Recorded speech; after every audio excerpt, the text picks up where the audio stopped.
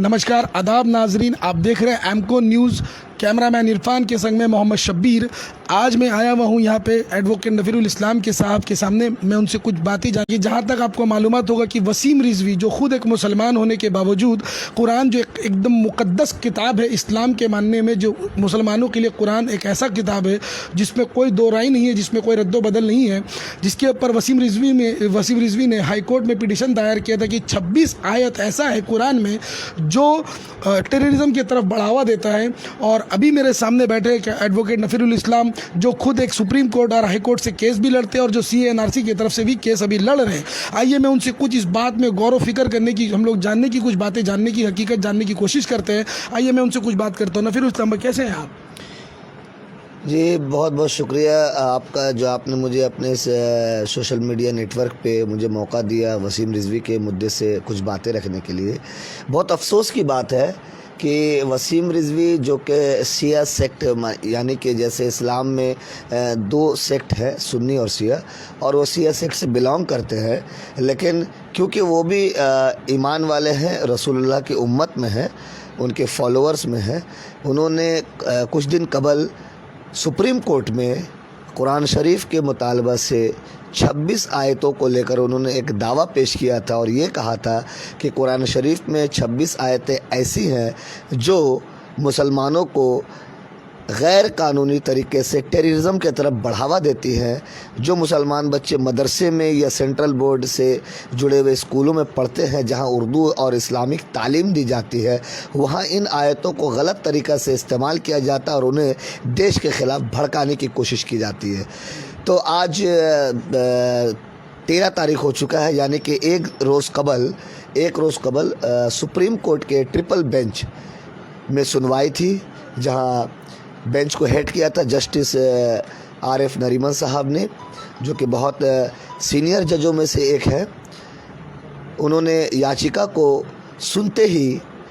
एक लफ्ज़ इस्तेमाल। आदाब नाजरीन, माफ़ कीजिएगा, दरअसल एक टेक्निकल इशू की वजह से ये बात अधूरी रह गई थी। तो आइए हम लोग नफीरुल इस्लाम भाई जो मेरे सामने एडवोकेट है, वो उनसे मैं कुछ बातें करने की, ये पूरी बातों पर गहराई में जाने की कोशिश करता हूँ। संग में जिशान भाई भी हैं और हम लोग इस बात को पूरा मुकम्मल करते हैं। तो क्या कह रहे थे एडवोकेट जी, उनके जो अधिवक्ता थे, एडवोकेट थे रईज़ादा साहब,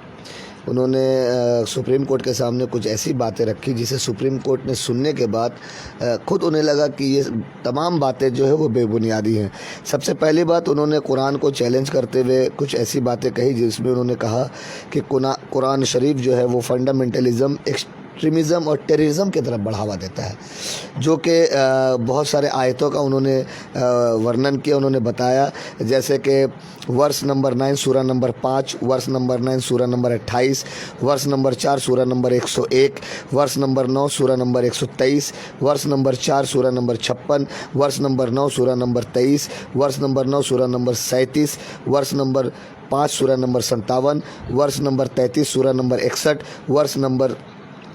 21 सूरा नंबर 98, वर्ष नंबर 32 सूरा नंबर 22, वर्ष नंबर 48 सूरा नंबर 20, वर्ष नंबर 8 सूरा नंबर 69, वर्ष नंबर 66 सूरा नंबर 9, वर्ष नंबर 41 सूरा नंबर 27, वर्ष नंबर 41 सूरा नंबर 28, वर्ष नंबर 9 सूरा नंबर 111, वर्ष नंबर 9 सूरा नंबर 58, वर्ष नंबर 8 सूरा नंबर 65, वर्ष नंबर 5 सूरा नंबर 51, वर्ष नंबर 9 सूरा नंबर 29, वर्ष नंबर 5 सूरा नंबर 14, वर्ष नंबर 4 सूरा नंबर 89, वर्ष नंबर 9 सूरा नंबर 14, वर्ष नंबर 3 सूरा नंबर 151 और वर्ष नंबर 2 सूरा नंबर 191, यानी कि 26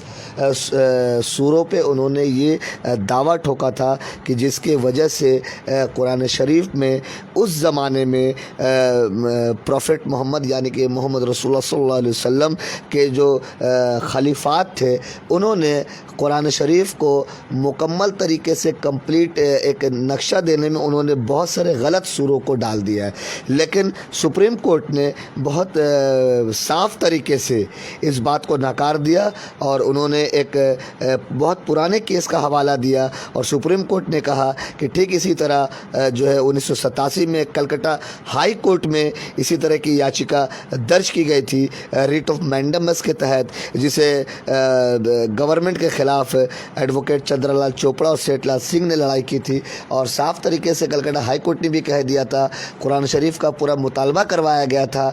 आलिमुद्दीन से, और उसके बाद ये फैसला आया था कि कुरान शरीफ एक आसमानी किताब है और उसमें जो भी लिखा गया है वो इत्तेहाद, मोहब्बत और इखलाक की बातें लिखी हैं। लोग इंसानियत की तरफ कैसे आगे बढ़ेंगे, लोग खुदा को कैसे याद करेंगे और एक दूसरे से कैसे मोहब्बत के साथ रहा जाएगा, इस तरह की बातें कह के 1987 में ये जजमेंट पास की गई थी। ठीक उसी तरह सुप्रीम कोर्ट ने भी आज ये बहुत कीमती बातें कही, जबकि वसीम रिजवी ने अपनी याचिका में सुप्रीम कोर्ट से ये अपील की थी कि ये तमाम सूराएँ जो है 153A, 295A Indian panel code act और साथ में 95 CRPC के तहत इस पर कानूनी कार्रवाई की जाए और तमाम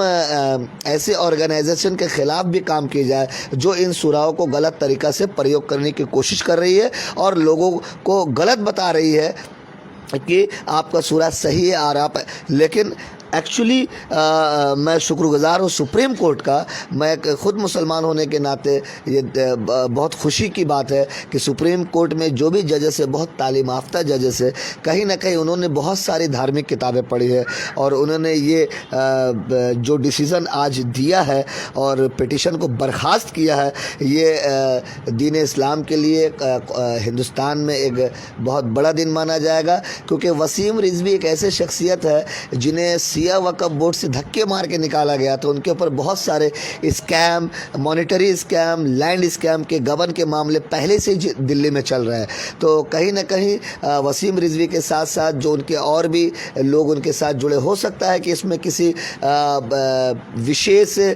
धर्म का भी हाथ हो। मैं किसी धर्म को इंडिकेट नहीं कर रहा हूँ, कोई विशेष धर्म जो वर्गलाने की कोशिश कर रहा हूँ, क्योंकि हमारा जो ये मुल्क है जहाँ तकरीबन 1800 मज़हब के लोग इस मुल्क में रहते, 138 करोड़ की आबादी है। और मुझे एक बहुत पुराना गीत याद आता है कि तो हिंदू बनेगा ना तो मुसलमान बनेगा, इंसान की औलाद है इंसान बनेगा। तो ये मोहम्मद रफ़ी ने ये गीत गाया था, बहुत पहले की बात है, 2 दशक पहले की बात है। तो कहीं ना कहीं ये बहुत बड़ी बात है कि सुप्रीम कोर्ट ने आज ये मुसलमानों के हित में तो नहीं कहूँगा, इंसानियत के हित में उन्होंने एक बहुत बड़ा फ़ैसला सुनाया है और वसीम रिजवी के मुंह में करारा तमाचा दिया और उन्हें एक चेतावनी भी दी गई है कि इस तरह का गंदा और जलील हरकत आप दोबारा ज़िंदगी में ना करें, इसलिए 50,000 रुपये का जुर्माना भी दिया गया है। मैं साथ ही साथ आपके इस चैनल के माध्यम से पूरे मगरबी बंगाल के लोगों को और पूरे मुल्क के लोगों को, हिंदुस्तान हमारे वतन के लोगों को 2 दिन के बाद रमज़ान शुरू होने जा रहा है। मैं रमज़ानुल मुबारक की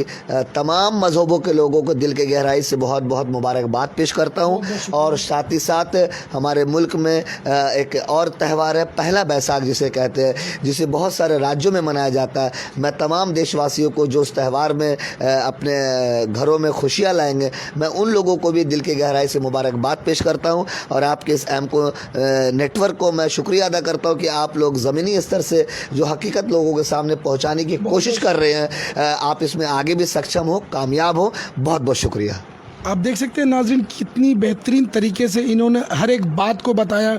छोटी छोटी बात। आज अभी जो सियासती मामला इतना गर्म है, लोग जो इसमें उलझे हुए हैं, इसके साथ ही साथ अभी IPL का भी मैच चल रहा है, लोग हर चीज़ को लेकर उलझे हैं। मगर जो हकीकत है, जो आज तक किसी चैनल ने नहीं दिखाया, ना कोई चैनल ने इसके गहराई में जाने की कोशिश की। हमारे एमको न्यूज़ के मीडिया ने यह चीज़ सोचा कि इस चीज़ को आगे बढ़ाने के लिए या इस चीज़ की गहराई को बताने के लिए, लोगों तक पहुँचाने के लिए हम लोग जो ज़मीनी स्तर पर काम कर रहे हैं, जैसे आपने देखा नफीरुल इस्लाम एडवोकेट होने के बावजूद वो इतने अच्छे लोग, इतनी अच्छी शख्सियत है जो हम लोगों के न्यूज़ मीडिया के सामने आके फ्रंट फेस में आकर वो बता रहे हैं। मैं आपसे ये कुछ सवालात में करना चाहूँगा। जी बेशक। आप मुझे ये बताएं कि आपको क्या लगता है, कहीं ना कहीं वसीम रिजवी, जबकि वो अच्छे खासे उम्र अभी उनका हो चुका है, तो क्या लगता है कि वो शायद बचपन से वो कुरान नहीं पढ़ेंगे, जो उनको अब होश आया है कि वो उनको 26 आयत जो है टेररिज्म की तरफ दिख रहा है? क्या लगता है आपको? देखिए, जब वसीम रिजवी ने ये याचिका सुप्रीम कोर्ट में दर्ज की थी, ठीक उसके एक रोज़ बाद ही उनकी वालदा का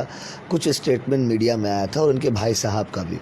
जिन्होंने बहुत शर्मिंदगी के साथ ये बात कहना चाहा कि मुझे बेहद अफसोस है कि मैंने ऐसे बच्चे को अपने घर में जन्म दिया है जिसे कुरान पाक का हकीकत मकसद नहीं मालूम है। मुझे लगता है कि मेरा बेटा पागल हो चुका है। तो ये वो वालदा कह रही जिसने अपने बच्चे को 9 महीने अपने गर्भ में रखकर उसे पैदा किया। ये वो भाई कह रहा है जो उसके साथ एक साथ खेल कूद कर पढ़ लिख कर बड़ा हुआ। तो अब ये समझने की बात है, ये लोगों को भी समझना होगा कि वसीम रिजवी हो सकता है कहीं, मुझे भी ऐसा लगता है कि कहीं वो मेंटली किसी चीज़ का शिकार हो चुके हैं या उन्हें कोई साइकेट्रिकल प्रॉब्लम भी हो सकती है, क्योंकि ऐसा काम जो है, चाहे वो मुसलमान हो चाहे वो कोई हिंदू भी हो, जैसे आप जानते हैं कि अभी बहुत ही ज़ोर शोर से एक मुद्दा चल रहा है हमारे देश में, जो मैं दर्शकों को बताना चाहूँगा और ख़ास करके अपने हिंदू भाइयों को जिसके साथ मैं खेल कूद कर पढ़ लिख कर बड़ा हुआ हूँ। एक स्वामी है जिनका नाम है नरसिंहानंद सरस्वती, जो अभी हाल ही में प्रेस क्लब ऑफ इंडिया में एक ऐसी बयान उन्होंने दिया और रसूल पाक प्रॉफेट मोहम्मद के ख़िलाफ़ उन्होंने बहुत गलत बातें रखी है। लेकिन उसके बावजूद भी मैं यही अपील करूंगा अपने देशवासियों से, अपने कौम के भाइयों से और अपने गैर कौम के दोस्तों भाइयों से कि आप इन तरह के लोगों को, चाहे वो वसीम रिजवी हो चाहे वो नरसिंहानंद सरस्वती हो, अब आप वसीम रिजवी को नरसिंहानंद सरस्वती कह ले या नरसिंहानंद सरस्वती को वसीम रिजवी कह ले, बात एक ही है। क्योंकि इस तरह के लोग जो है देश में दंगा लगाने की कोशिश करते हैं, भाईचारगी को तोड़ने की कोशिश करते हैं, लोगों को वर्गलाने की कोशिश करते हैं। तो मैं फिर से आपके इस नेटवर्क से ये अपील करता हूँ कि इत्तेहाद, अमन, मोहब्बत की फ़िज़ा बनाए रखें, ताकि आने वाले वक्त में हमारा मुल्क जिस तरीके से आप जानते हैं कि जीडीपी को लेकर, हंगर को लेकर किस तरीके से हमारा मुल्क जो है बहुत निचले स्तर पे आ गया है। तो मैं लोगों से ये अपील करूँगा कि अपने गुस्से को काबू में रखें और कोई भी ऐसा काम ना करे जिससे हमारे मुल्क की, हमारे कौम की, हमारी भाईचारगी की बदनामी हो। क्योंकि आप जानते हैं अल्लामा इकबाल का वो शेर, हर बच्चा चाहे वो किसी भी मज़हब का मानने वाला हो जानता है कि मज़हब नहीं सिखाता आपस में बैर रखना, हिंदी है हम वतन के, हिंदुस्तान हमारा। और मैं आपको बता दूं कि बस यही अपराध मैं हर बार करता हूं, बस यही अपराध मैं हर बार करता हूं। मैं एक मुसलमान हूं लेकिन अपने देश के हर हिंदू से प्यार करता हूं। बहुत खूबसूरत बात, बहुत खूबसूरत बात। अभी इन्होंने एक शायराना अंदाज में इन्होंने एक ऐसा पैगाम पहुंचाया है तमाम हिंदुस्तान में जितने भी मेरे लोग हैं, जितने भी मेरे कौम के भाई हैं, इतना खूबसूरत शायराना अंदाज में अभी हमारे नफरुल इस्लाम एडवोकेट है, उन्होंने पैगाम पहुंचाया है। मैं आपको एक और बात में आपसे सवाल करता हूं कि आपने देखा ही होगा जगह जगह पर नरसिंहानंद सरस्वती के ऊपर में जगह जगह पर हर कंट्री, हर स्टेट में उनके नाम पे एफआईआर किया जा रहा है, मगर कोई कुछ भी एक्शन नहीं लिया जा रहा। क्यों? देखिए, ऐसा है कहीं ना कहीं केंद्रीय सरकार भी शायद ये जानती है कि इस तरह के लोग हर ज़माने में पैदा होंगे और कोई भी सरकार जब बनती है तो वो अपना एक बैक ऑफिस का जो डिपार्टमेंट है उसको हैंडल करने के लिए कुछ अच्छे पढ़े लिखे लोगों को रखती है, चाहे वो केंद्र की सरकार हो, चाहे वो राज्य की सरकार हो या किसी भी राज्य की सरकार हो। तो उन्हें भी शायद कहीं ना कहीं ये पता है। लेकिन अभी पूरे देश में एक त्यौहार है जिसका नाम है इलेक्शन, बहुत बड़ा त्यौहार है। मैं गणतंत्र के हिसाब से मैं लोगों को ये बताना चाहूँगा कि चाहे वो ईद हो, दिवाली हो, दुर्गाष्टमी हो या कुर्बानी हो, मुहर्रम हो, पहला बैसाख हो, ये तमाम त्यौहार तो धार्मिक तरीके से मनाई जाती हैं और आगे भी मनाई जाएंगी। लेकिन जहाँ डेमोक्रेसी की बात आती है, गणतंत्र की बात आती है, तो हमारे मुल्क में सबसे बड़ा त्यौहार इलेक्शन को माना जाता है। मैं आपको बता दूं कि इलेक्शन के रोज़ ऑफिस जाने वाले घरों में आराम करते हैं, वोट देते हैं। स्कूल में जो बच्चे पढ़ते हैं वो घरों पे रहते हैं। कॉलेज स्टूडेंट अपने अपने तरीके से, छात्र पॉलिटिक्स जो करते हैं वो कहीं ना कहीं अपनी बातों को लोगों तक पहुंचाने की कोशिश करते हैं। तो इतना बड़ा जो त्यौहार है, उस त्यौहार के बीच में अगर कोई मुस्लिम या अगर कोई हिंदू आदमी जो अपने आप को बहुत काबिल समझता हो, अगर लोगों को वर्गलाने की कोशिश कर रहा है, तो मुझे लगता है कि अब हमारे भारत के लोग जाग चुके हैं। तालीम का एक नया हवा चल चुका है और पढ़े पढ़े लिखे लोग अपने अपने तरीके से उनके ख़िलाफ़ शिकायतें भी दर्ज कर रहे हैं। महाराष्ट्र से रज़ा एकेडमी में भी एक FIR दर्ज किया है। हावड़ा से भी हुआ है। जी, हावड़ा से भी हुआ। और हमारी जो लॉ फर्म है मैक्सिम एंड नेक्सस, हम लोगों ने भी एक रिटन कंप्लेन जो है वो कलकत्ता पुलिस को दिया है और आगे देखते हैं कि इसमें किस तरह की कार्रवाई हो। लेकिन मैं तमाम कानूनी संस्थाओं से और हुकूमत से, चाहे वो राज्य की हो या केंद्र की हो, मैं बार बार ये अपील करना चाहूँगा कि इस तरह के लोगों पर सख्त कानूनी कार्रवाई की जाए, क्योंकि ये राजनीतिक लोग नहीं, ये गैर राजनीतिक लोग हैं। अगर कोई राजनीतिक लोग कोई बयान देता है तो फिर वो उसकी निंदा भी कर लेते हैं, उन्हें एहसास होता है, लेकिन इन्हें एहसास बोलकर कोई चीज़ नज़र नहीं आ रही है। लेकिन मैं फिर भी खुदा से यही दुआ करूँगा कि इनके दिलों में नेक हिदायत दे, नेक सोच दे, क्योंकि उन्होंने बहुत गंदी बात कह दी कि हमारे मंदिर में क्यों कोई पानी पीने आएगा। अगर ऐसी बात है तो हिंदुस्तान के सरजमी पे एक बहुत बड़ी दरगाह शरीफ है जिसे अजमेर कहा जाता है, जहां हमारे देश के प्रधानमंत्री माननीय श्री नरेंद्र दास दामोदर दास मोदी जी, माननीय हमारे होम मिनिस्टर श्री अमित शाह महाशय जी और बड़े बड़े मंत्रालय से बिलोंग करने वाले बड़े बड़े मंत्री जब दरगाह शरीफ में उर्स का वक्त आता है तो सबसे पहले वो चादर पोशी करते हैं जाकर। फिर हिंदुस्तान के देशवासियों को मौका मिलता है और वहाँ पर ना जाने कितने लाखों करोड़ों हमारे हिंदू भाई बहन, कितने लाखों करोड़ हमारे कौम के भाई बहन जाते हैं। तो ये आस्था, ये जो मोहब्बत है, ये जो अक़ीदा है, ये लोगों को दिलों में बसा है। कोई भी वसीम रिजवी हो या कोई भी नरसिंहानंद सरस्वती हो, वो लोगों के दिलों से, लोगों के जज्बात से नहीं खेल सकता है। और अगर कानून इसकी सज़ा नहीं देगा तो कहीं ना कहीं किसी कोने में हो, चाहे वो आसमान के 7वें आसमान पे हो या ज़मीन की गहराई में हो, खुदा देख रहा है। अगर कोई इंसाफ नहीं करेगा तो खुदा तो ज़रूर करेगा। बहुत बहुत शुक्रिया। आप देख सकते हैं नाजरीन, कितनी अच्छी तरीके से एक छोटी छोटी बातों को आज की यूथ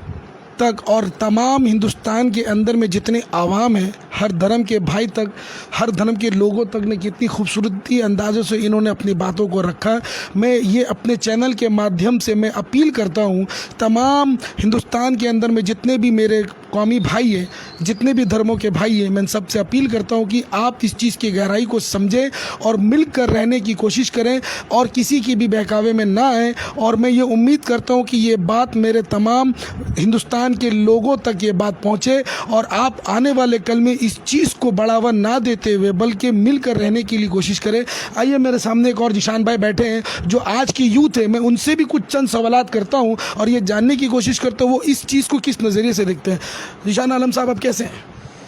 मैं अच्छा हूँ, आपका बहुत शुक्रगुजार हूँ कि आपने मुझसे सवाल किया एमको न्यूज़ के माध्यम से। अभी जो हमारे भाई साहब ने कहा, बहुत कुछ वो आपको और आपके मीडिया के माध्यम से बहुत हमारे बंगाल के और हिंदुस्तान के जितने भी युवा और जितने भी लोग हैं उनको बता चुके हैं। तो ज़्यादा कुछ मैं नहीं कहूँगा। मैं फिर भी वसीम रिजवी के बारे में मैं कुछ कहूँगा, क्योंकि एक्चुअली में वो एक सिया वक़्फ़ प्रॉपर्टी का उस पर केस भी चल रहा है जो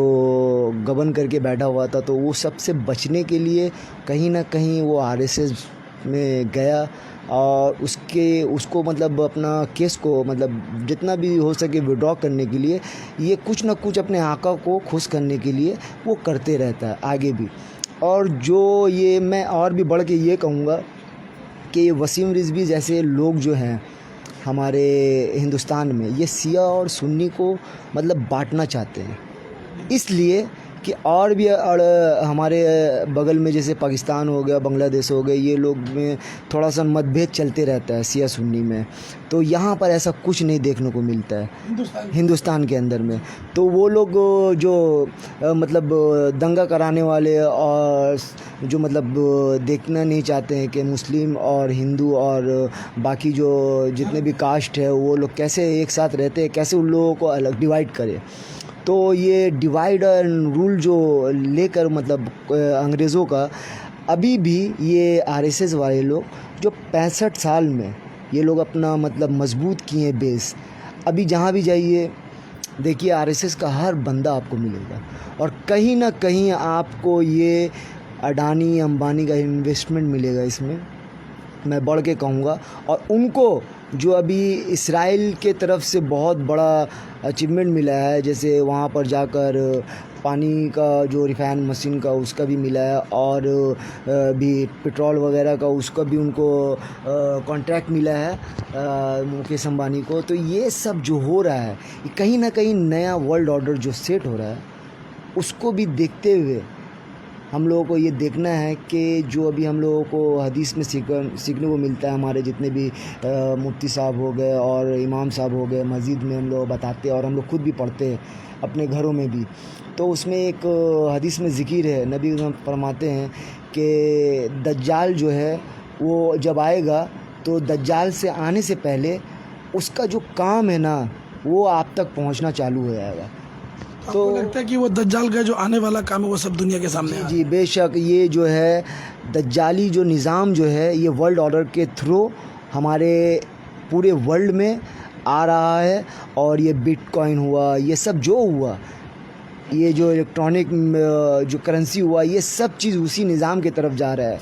तो जीशान आलम साहब, आपने जिस तरीके से लोगों तक अपने बातें को पहुंचाया, मैं एक सवाल आपसे भी करता हूं भाईजान। तो आप मेरे न्यूज़ चैनल माध्यम के हिसाब से, उनके थ्रू से, हमारे एमको न्यूज़ के थ्रू से, आप हिंदुस्तान की युवा पीढ़ी जो अभी उभर कर आ रहे हैं, जो तालीम याफ्ता बन रहे हर धर्म से, आप उन तक कुछ ऐसी मैसेज पहुंचाएं कि जिनके आज के युवा को ये समझ में आए कि हकीकी दुनिया पर क्या चल रहा है। जी, बहुत कीमती सवाल आपने कहा और इसका जवाब मैं कैसे दूं, मैं खुद कश्मोकश में पड़ गया हूं, लेकिन कोशिश करूंगा देने की। देखिए, अभी जिस जनरेशन में हम लोग चल रहे हैं, इस जनरेशन में सबसे बड़ी चीज़ है कि जैसे जैसे वक्त और आगे बढ़ता जाएगा, तालीम की कदर, तालीम का एक वैल्यू, तालीम का जो स्टैंडर्ड है वो और भी भारी होता जाएगा। लेकिन उसके बावजूद भी लोग, चाहे वो एक किसान का बच्चा हो, चाहे वो एक रिक्शा ड्राइवर का बच्चा हो,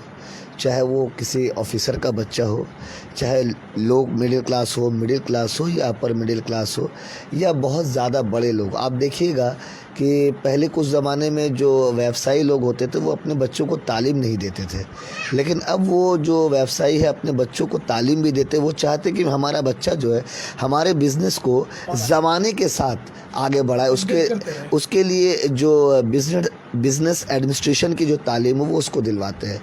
तो कहीं ना कहीं मैं उन तमाम छात्र छात्रियों को जो आगे पढ़ने की कोशिश कर रहे हैं और ये कोशिश कर रहे हैं कि उनके वजह से देश का नाम और रोशन हो, उनके लिए एक छोटा सा मैं पैगाम देना चाहूँगा कि आप सबसे पहले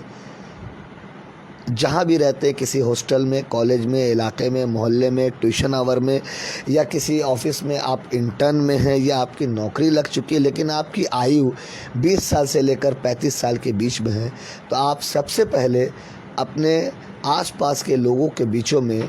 सबसे बड़ी चीज़ इत्तेहाद यानी कि यूनिटी कायम करने की कोशिश करें। सैंक्टिटी यानी कि एक दूसरे के बीच में मेल जोल, इसको बढ़ाने की कोशिश करें।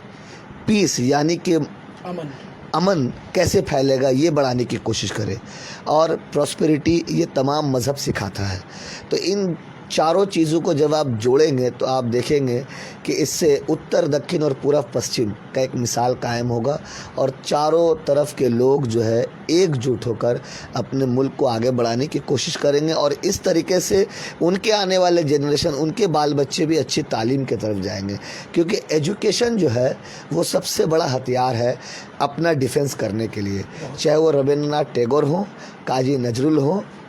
स्वामी रामकृष्ण महत हो, या जितने भी बड़े बड़े जो हमारे मुल्क में ऋषि मुनि हो, चाहे वो कबीर का दौर रहा हो, रस खान का दौर, जिन्होंने अपनी बातों में, अपनी किताबी बातों में देश को बहुत सारी अच्छी अच्छी बातें सिखाने की कोशिश की है। तो उस किताबों को भी पढ़ने की कोशिश करें। और सबसे बड़ा अपील मैं करना चाहूँगा, चाहे वो कोई भी पंथ के हो, चाहे वो किसी भी मज़हब के हो, कि आप जो भी शिक्षा हासिल करें, साथ ही साथ हिंदुस्तान में अगर रहते हैं तो हिंदुस्तान की कानूनी शिक्षा को भी हासिल करना आपको बेहद ज़रूरी है। क्योंकि अभी जो दौर चल रहा है लॉ एंड ऑर्डर का बहुत सारे सरकारी मुलाजिम मिसयूज़ करने लगे हैं। बहुत सारे ऐसे तरीके से मिसयूज़ हो रहा है जहां अच्छे बच्चे फॉल्स एलिगेशन में फंस जाया करते हैं और उन्हें छुड़ाने के लिए लोगों के पास इमदाद नहीं होता, लोगों के पास जो है फिनेंशियल एड की कमी हो जाती है। उनकी सच्चाई को सामने लाते लाते वो कंगाल हो जाते हैं। तो कानूनी स्तर से भी उनको कानूनी इल्म ज़रूर हासिल करें, चाहे वो कोई भी हो, क्योंकि आप देखिए कि उत्तर प्रदेश का क्या आलम है, मध्य प्रदेश का क्या आलम है, आप महाराष्ट्र में भी देख सकते हैं। इसके अलावा जम्मू कश्मीर का हालत आप देख सकते हैं। पिछले कई सालों में जो ये नई हुकूमत जो जिसका दूसरा चरण चल रहा है भारतीय जनता पार्टी का, क्योंकि मैं राजनीतिक लोग नहीं हूँ इसलिए मैं राजनीतिक कोई बातें मतलब गहराई तौर से नहीं करूँगा, लेकिन एक संकेत और एक संदेश दोनों देना चाहूँगा देशवासियों को कि आपस में अगर आप एक नहीं हुए तो आपको बार बार तोड़ने की कोशिश की जाएगी। आपको वो कहानी याद होगा जब बचपना में आपने भी पढ़ा, मैंने भी पढ़ा कि एक अकेला लकड़ी टूट सकता है, लेकिन अगर 5 लकड़ियों को साथ दिया जाए तो उसे एक हाथ तोड़ नहीं सकता है। तो अब वो वक्त आ चुका है कि हम लोग एक साथ जुट होकर रहे हैं। आप देखिए, आप जहाँ बैठे हैं ये पूरा मुस्लिम डोमिनेटेड एरिया है, लेकिन इस इलाके में तकरीबन 20 से 22 गैर कौम भाइयों के दुकानें हैं, मकानें हैं, और ये इतिहास गवाह है, चाहे वो 77 का दौर रहा हो, 71 का दौर रहा हो या सन 92 का दौर रहा हो, आज भी ये लोग यही रहते हैं और बहुत खुशहाल और अमन परस्त लोग हैं। हम लोगों के साथ मिलकर कांधे से कांधे मिलाकर हर त्यौहार को भी मनाते। मैं खुद कई दुर्गा पूजा कमेटियों का सदस्य बना हूँ और मैं उनके इस कामों में अपना पूरा भरपूर योगदान देता हूँ, क्योंकि मैं ये मानता हूँ कि किसी के खुशी में शामिल होने से मैं उस धर्म को अपना लूँगा, ऐसा नहीं है। धर्म एक ऐसा चीज़ है कि आप किसी भी धर्म के मानने वाले हो, लेकिन किसी के खुशी में शामिल होना ये सबसे बड़ा धर्म है। खुशी बांटने से बढ़ती है जी बेशक, और दुख बांटने से घटता है, और दुख बांटने से ख़त्म हो जाती है, घटती नहीं है, ख़त्म हो जाती है। तो कितनी खूबसूरत बातें ज़ीशान आलम साहब ने और नफ़ीरुल इस्लाम साहब ने बताया, और आगे भी इसी तरीके की कुछ भी मामला अगर हम लोगों को पता चलता है तो हम लोग गहराई में जाकर आप तक पहुंचाने की भरपूर कोशिश करेंगे। एमको न्यूज़ की तरफ से हम लोग पहुंचाने की कोशिश करेंगे। और भी न्यूज़ अपडेट के लिए बने रहे एमको न्यूज़ हिंदी के संग कैमरामैन इरफान के संग मैं मोहम्मद शब्बीर। धन्यवाद, खुदा हाफिज़।